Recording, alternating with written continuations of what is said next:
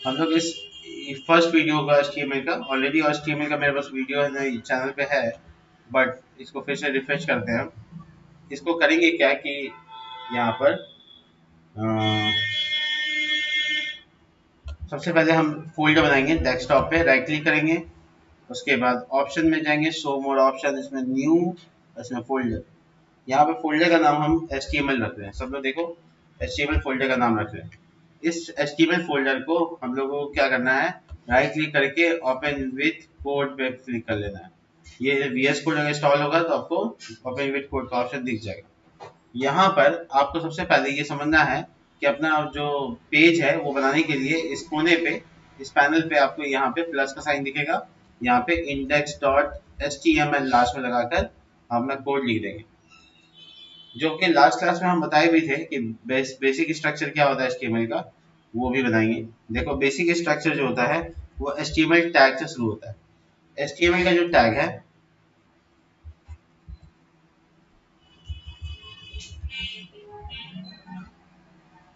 HTML का जो tag है वो यहाँ पे शुरू होता है, हेड टैग उसके बाद, टाइटल टैग उसके बीच में, और यहाँ पर हम इसका नाम FB या कुछ भी नाम रख दो। वो जो भी नाम रखेंगे वो टाइटल में दिखेगा, बॉडी, और उसमें अगर हम कोई हेडिंग वेडिंग डालना चाहते हैं, जैसे this is my first web page, तो बेसिकली हमारे ह्यूमन बॉडी की तरह ही काम करता है। हेड ऊपर, बॉडी नीचे। हेड में क्या डालेंगे, पहचान यानी कि टाइटल, बहुत आसानी से। लेकिन इसको रन करने का जो तरीका इस्तेमाल कर रहे हो वो नहीं करना। ये तुम रन करने के लिए रन में जा रहे हो, रन के बाद रन विदाउट डिबग या रन स्टार्ट विद डिबग, दोनों में से कोई एक ऑप्शन सेलेक्ट कर रहे हो, फिर ब्राउजर सेलेक्ट कर रहे हो और वो ब्राउजर में आउटपुट आ रहा है।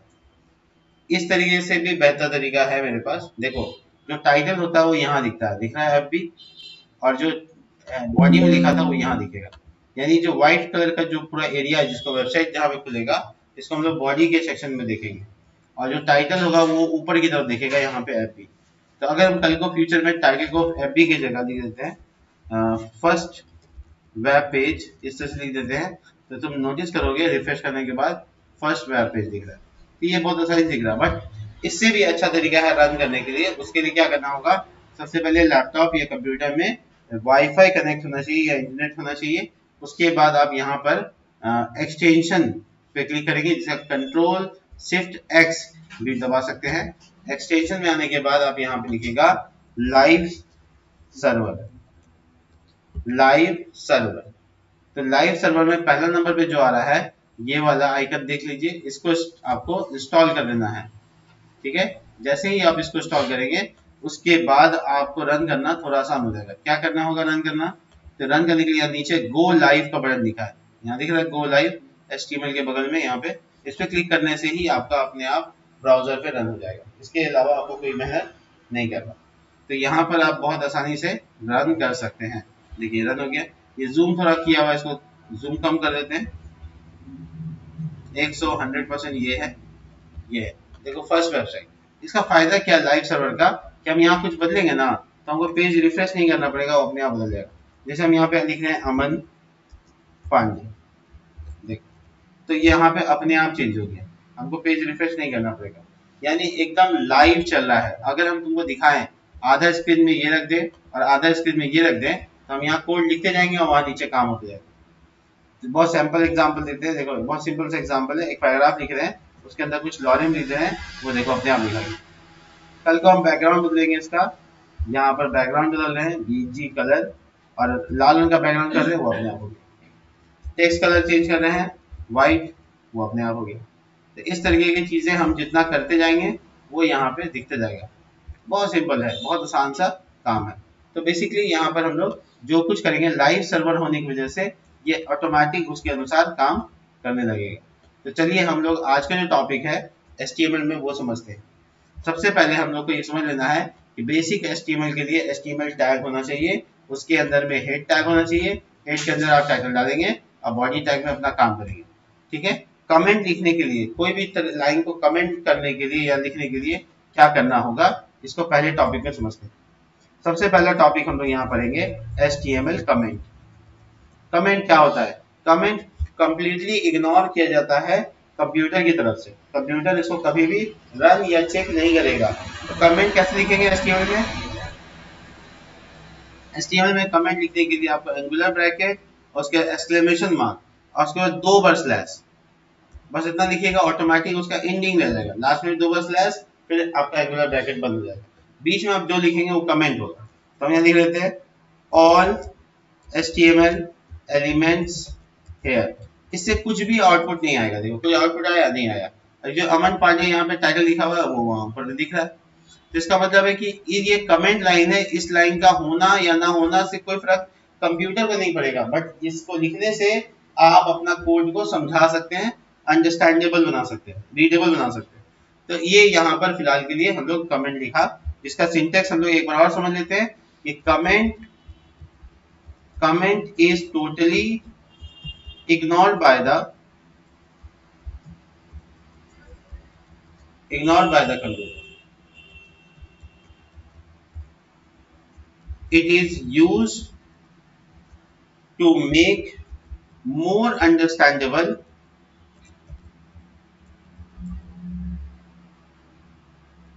code. ठीक है, सिंटेक्स क्या है इसका? सिंटेक्स देख लीजिए, गलती नहीं करेंगे।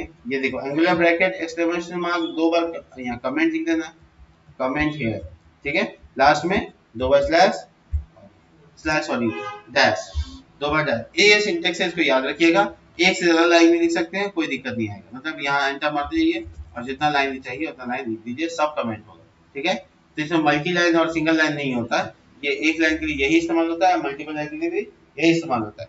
तो ये कमेंट का तरीका है। अब हम लोग का जो दूसरा टॉपिक है आज का वो है HTML हेडिंग। हेडिंग मतलब आप जानते हैं किसी भी जगह किसी भी कंटेंट के ऊपर एक हेडिंग होता है, उसको HTML हेडिंग कहते हैं। इसके जो टैग होंगे, यहाँ पर टैग्स होंगे HTML के अंदर में, वो क्या होंगे? H1 और से लेकर H6 तक होंगे। तो इसमें H1 जो है, here H1 is largest heading and S6 is smallest, ठीक है। S6 जो है वो सबसे छोटा और H1 सबसे बड़ा होगा। कैसे देखते हैं? यहाँ पर हम लोग H1 पे इस तरह से टैग बनाएंगे और लिख देते हैं दिस इज हेडिंग 1 ऐसे, और उसके बाद हम लोग यहाँ पर देखिए हम कंट्रोल डी दबाकर इसमें लाइन डुप्लीकेट कर रहे हैं। तो ये कोड कैसे पॉसिबल होता है, ये बताने के लिए हम VS कोड के सेटिंग में थोड़ा चेंजेस करेंगे। फाइल में जाएंगे, फाइल में जाने के बाद नीचे देखो प्रीफरेंस है, प्रीफरेंस में जाने के बाद देखो यहाँ पे क्या लिखा, कीबोर्ड शॉर्टकट, क्लिक करेंगे, यहाँ पे थोड़ा नीचे आएंगे इस तरह से, बहुत सारे यहाँ पे है, इसमें थोड़ा सा नीचे, और देखो यहाँ पे क्या लिखा, कॉपी लाइन डाउन, ये वाला कॉपी लाइन डाउन, इस पर डबल क्लिक करेंगे और जो शॉर्टकट तुमको इसमें सेट करना है, हम कंट्रोल डी सेट करना चाहते हैं, तो कंट्रोल डी सेट हो जाएगा, एंटर दबा दो। इसके बाद ये वाला को क्रॉस कर दो, जब भी तुम कंट्रोल डी करोगे तो लाइन क्या होगा, कॉपी हो जाएगा। अब हम इसमें मल्टी कर्सर का इस्तेमाल करना सीखते हैं। देखो एक टाइम में VS कोड में तुम एक से ज्यादा कर्सर रख सकते हो, इसके लिए तुमको अल्ट बटन दबाना है और जहां जहां पे तुम क्लिक करोगे वहां पे कर्सर बन जाएगा, यानी जब भी तुम मिटाओगे तो तीनों जगह मिटेगा और जब तुम लिखोगे तो तीनों जगह दिखाएगा। जैसे देखो कंट्रोल डी, सॉरी एक मिनट, अल्ट अल्ट और ये लास्ट अल्ट, तो एक साथ 2 लिखा, एक साथ 3 4 5 6, मैंने बताया कि H1 से लेकर H6 तक होता है, सबके नाम में दिस इज हेडिंग 1। अब तुम आउटपुट देखो, सबसे बड़ा साइज कौन दिख रहा है? H1। सबसे छोटा साइज कौन दिख रहा है? H6। एक बात यहाँ पे याद रखना है, गूगल के SEO के स्टैंडर्ड के हिसाब से एक पेज में सिर्फ एक ही H1 होना चाहिए, पूरे एक वेब पेज में एक ही H1 होना चाहिए, लेकिन एक से ज्यादा रखोगे तो फिर SEO करने में काफी दिक्कत आएगी। SEO होता है सर्च इंजन ऑप्टिमाइजेशन, जिससे तुम्हारा वेबसाइट गूगल के ऊपर लिस्टेड होता है। तो तुम इसको कोशिश करोगे एक HTML फाइल में एक ही H1 लिखे, बाकी तुम रिपीट कर सकते हो, यानी H2 कई बार लिख सकते हो, H3 कई बार लिख सकते हो, कोई दिक्कत नहीं। हायरार्की भी फॉलो करना होगा, जैसे H2 के बाद H1 मत लगाओ, H1 सबसे ऊपर लगाओ, फिर H2 लगाओ, H2 के अंदर फिर H3 लगाओ, H2 के अंदर फिर H1 मत लगाओ, ऐसा है। तो हायरार्की भी फॉलो करो। तो यहाँ पर हेडिंग जो है बहुत सिंपल है, H1 से लेकर H6 तक का इस्तेमाल करके हम लोग HTML में हेडिंग बना सकते हैं। दूसरा टॉपिक है आज का, हेडिंग सीखने के बाद तीसरा टॉपिक है आज का, वो है HTML लिस्ट। देखो HTML का जो लिस्ट होता है उसके दो टैग के इस्तेमाल से बन सकता है। एक को कहते हैं OL, जिसका मतलब होता है ऑर्डर लिस्ट, और दूसरा टैग है जिसको बोलते हैं UL, यानी अनऑर्डर लिस्ट। अनऑर्डर लिस्ट, तो OL टैग और UL टैग दो टैग का इस्तेमाल करते हैं। तीसरा टैग जो है उसको बोलते हैं LI, यानी लिस्ट आइटम।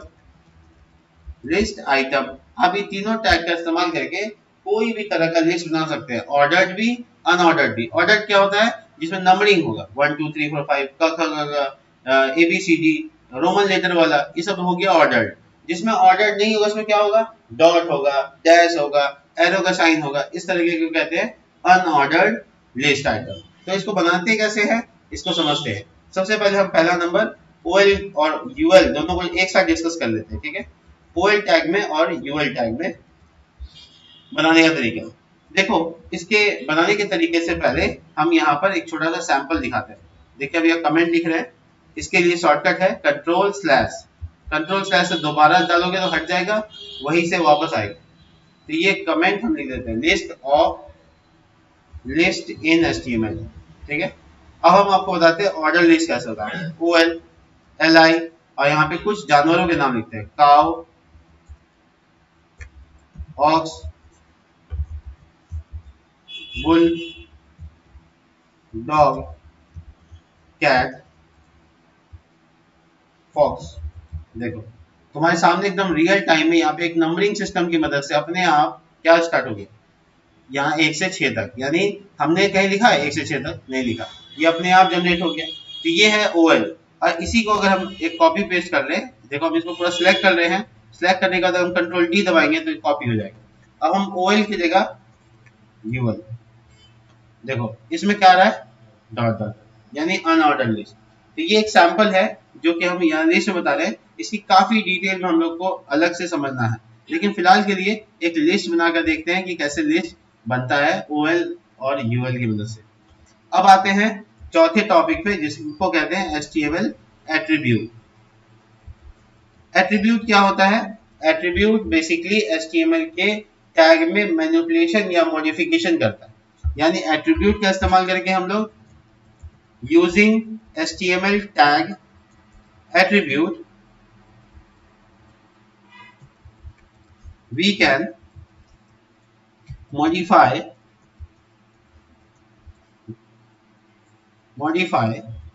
HTML elements, ठीक है? HTML एलिमेंट को मॉडिफाई कर सकते हैं। कैसे?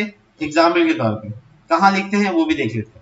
देखो, जो भी तुम्हारा टैग का नाम होता है वो तुम एंगुलर ब्रैकेट के अंदर लिखते हो, उसके बाद तुम एट्रीब्यूट लिख सकते हो, एट्रीब्यूट का नाम, एट्रीब्यूट नेम, और उसके बाद एट्रीब्यूट के वैल्यू को उतार सकते हो।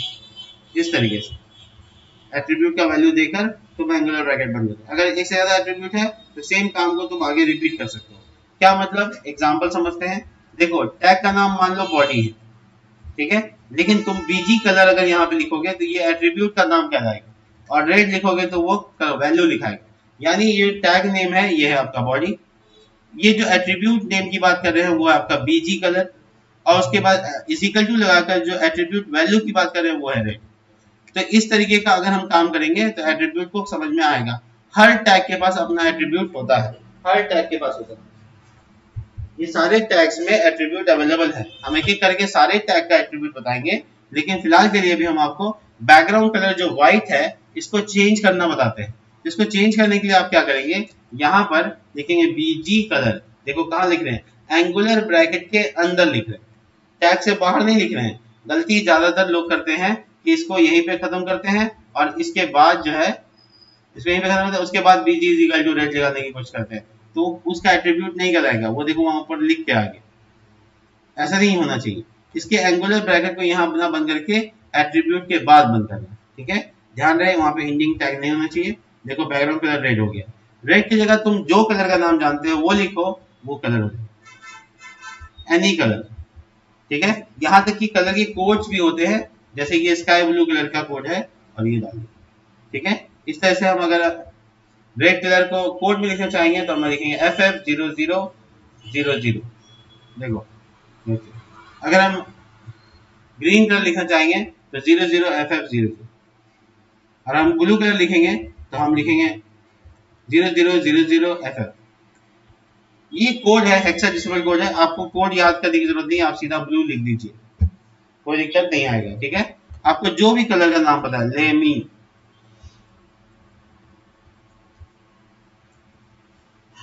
ग्रीन, लाइट ग्रीन, ग्रे, जो भी आपको पसंद है, जो भी नाम आपको चाहिए, सियान, वो आपके लिए तैयार है। ये बैकग्राउंड कलर लगा सकते हैं कौन से एट्रीब्यूट पे, बॉडी टैग के एट्रीब्यूट में लगा सकते हैं। ठीक है, एक दो एट्रीब्यूट और समझो। अगर हम एचटीएमएल टैग में, ध्यान से देखो इधर, अगर हम एचटीएमएल टैग में मान लो कि ये अभी लिखा किधर से रहा है, राइट से लेफ्ट से राइट की तरफ, तो अगर हम इसमें यहाँ पर एचटीएमएल टैग में लिखते हैं, हाँ क्या बोले, अलाइनमेंट नहीं, अलाइनमेंट की बात है, DIR मतलब डायरेक्शन, उसमें हम लोग को बाय डिफॉल्ट अभी क्या आ रहा है, लेफ्ट टू राइट आ रहा है। तो जैसे अभी लोग लिख रहे हैं वो है लेफ्ट टू राइट, लेकिन अगर हम मान लो सऊदी अरेबिया का कोई वेबसाइट बना रहे हैं तो उसका जो लिखने का स्टाइल होता है वो होता है राइट टू लेफ्ट, तो वहां पे लिखेंगे RTL मतलब राइट टू लेफ्ट। देखो किधर से शुरू हो रहा है, ये आउटपुट देखो क्या हुआ, राइट से दिखाना शुरू हो गया। तो ये अगर उर्दू या अरबिक या दुनिया में बहुत लैंग्वेज ऐसे हैं, इंग्लिश और हिंदी को छोड़ाकर बहुत सारे लैंग्वेज ऐसे हैं जो इधर से दिखाते हैं, है ना, फ्रेंच भी है, स्पेनिश, ये सारे भी यहाँ पर इस साइड से दिख सकते हैं। तो हम लोग यहाँ पे डायरेक्शन लगाकर, ये डायरेक्शन क्या है, एट्रीब्यूट है, DIR क्या है, एट्रीब्यूट है। ऐसे कई एट्रीब्यूट्स होते हैं, हम आपको सबके सब एट्रीब्यूट बताते हैं। RTR मतलब जो हम लोग यूज करते हैं, RTL मतलब जो उर्दू या अरबी में इस्तेमाल होता है। ठीक है, तो अगर कोई क्लाइंट तुमको दुबई का मिल जाएगा तो तुम दुबई का वेबसाइट जब खोलोगे तो पता चलेगा कि दुबई की वेबसाइट में इस साइड से दिखा रहता है। मैं दिखाऊँ आपको, देखिए ये हम नया टैब खोल के दिखाते हैं, देखो हम यहाँ लिखा है,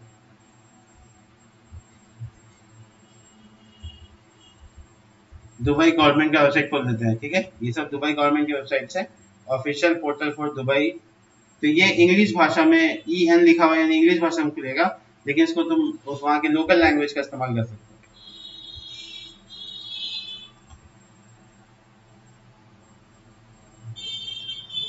देखो ये यहाँ पे लिखा हुआ है, ये इस लैंग्वेज में कर देते हैं, अरबिक लैंग्वेज में कर दिया हम। तो अरबिक में जब ये होगा तो ये दिखेगा इस तरह से, देखो किधर से दिख रहा है, लिखा हुआ किधर से है, थोड़ा सा आपको दे दो, इधर से आ रहा है। ठीक है, थोड़ा सा स्लो डाउन है लगता है, और कोई ट्राई करें,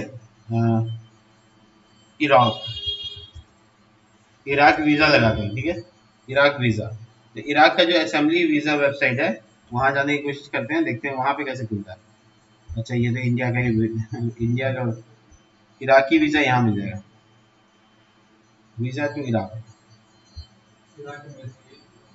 हाँ वही है। देखो ये इंग्लिश है, इस लैंग्वेज को हम यहाँ से इराकी लैंग्वेज कर देते हैं, तो देखो इधर से लिखा हुआ है। ठीक है, तो ये पॉसिबल कब होगा, जब आपको पता होगा कि कैसे करते हैं, है ना, तो इसको हम लोग DIR कर सकते हैं। बेसिकली यहाँ पर देखो, बेसिकली हम इसको वापस से छोटा कर देते हैं ताकि एकदम लाइव नजर आए। तो यहाँ पे LTR की जगह RTL। ठीक है, तो यहाँ पर इस तरीके का काम बहुत आसानी से कर सकते हैं। लेकिन इसके अलावा OL के भी एट्रीब्यूट होते हैं, UL के भी एट्रीब्यूट होते हैं। जरा जानते हैं कि कौन कौन से एट्रीब्यूट होते हैं, देखो हम यहाँ यहीं पे बता देते हैं। ठीक है, इस जगह बता देते हैं, देखो OL एट्रीब्यूट्स, OL में कौन कौन से एट्रीब्यूट पाए जाते हैं, तो OL मतलब ऑर्डर लिस्ट में एट्रीब्यूट होते हैं। पहला एट्रीब्यूट होता है टाइप, तो टाइप में ऑर्डर लिस्ट में हम लोग 1 भी लगा सकते हैं, ABCD भी लगा सकते हैं, कैपिटल ABCD लगा सकते हैं, रोमन लेटर लगा सकते हैं और कैपिटल रोमन लेटर भी लगा सकते हैं, ये टाइप हो गया। उसके बाद दूसरा होता है स्टार्ट, कहाँ से शुरू कर रहे हैं, तो आपको स्टार्ट जहां से करना है वहां से बता सकते हैं। और उसके बाद होता है स्टेप, यानी कितना कितना छोड़ सकते हैं, तो आप 2 छोड़ सकते हैं, 3 छोड़ सकते हैं। क्या मतलब इन चीजों का, थोड़ा करके देखते हैं।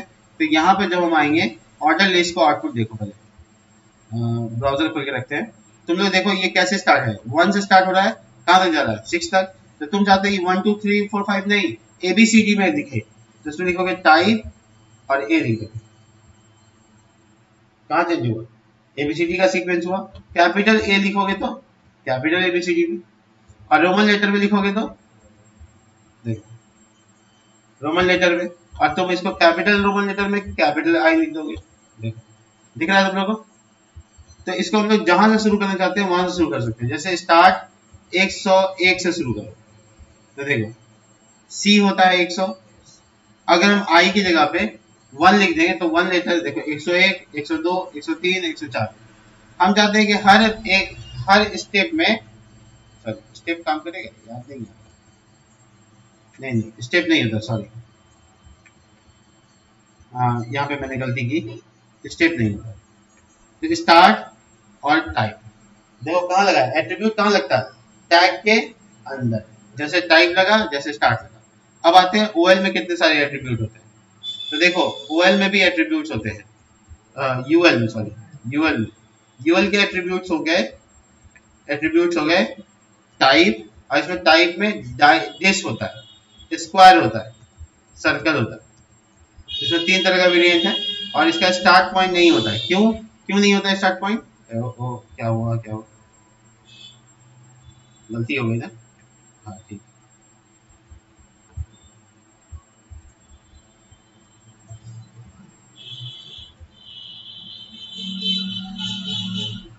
चलो ठीक है। इसमें ना क्या क्या बताया मैंने, डिस बताया, देखो यहाँ टाइप लगाएंगे, टाइप सॉरी टाइप में क्या क्या हो सकता है, डिस, देखो तो अभी जो तुमको दिख रहा है सामने वो बाय डिफॉल्ट डिस है।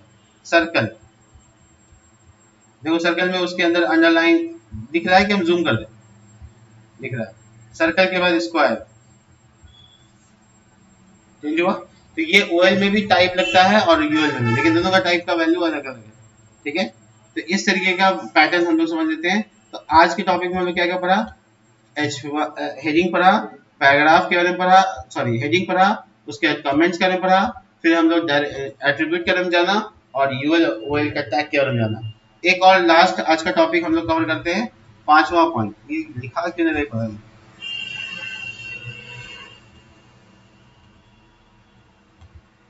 इसको दोबारा से रन करते हैं, नोट पैड, चलिए इसको अटेम्प्ट करते हैं। आज का जो हम लोग का 5वां टॉपिक है वो है मार्क्वी टैग। मार्क्वी टैग, मार्क्वी एक टैग है HTML का जो कि थोड़ा सा तुमको अट्रैक्ट करेगा काम करने में, इसलिए मैं इसको बता रहा हूँ। हालांकि ये HTML5 में सपोर्ट नहीं करता है, HTML4 तक खाली, ठीक है, लेकिन फिर भी तुमको कनेक्ट करने के लिए हम इसमें थोड़ा काम करते हैं। तो इसके भी कुछ एट्रीब्यूट्स होते हैं, वो भी हम बता देते हैं। क्या क्या एट्रीब्यूट्स होते हैं। पहला एट्रीब्यूट होता है, देखो हम यूज भी करके दिखा देते हैं। हम यहाँ पर नीचे मार्क्वी टैग बनाते हैं, MARQUE मार्क्वी, ठीक है। मार्क्वी टैग को यहाँ पे बना दिया। सबसे पहली चीज है बिहेवियर।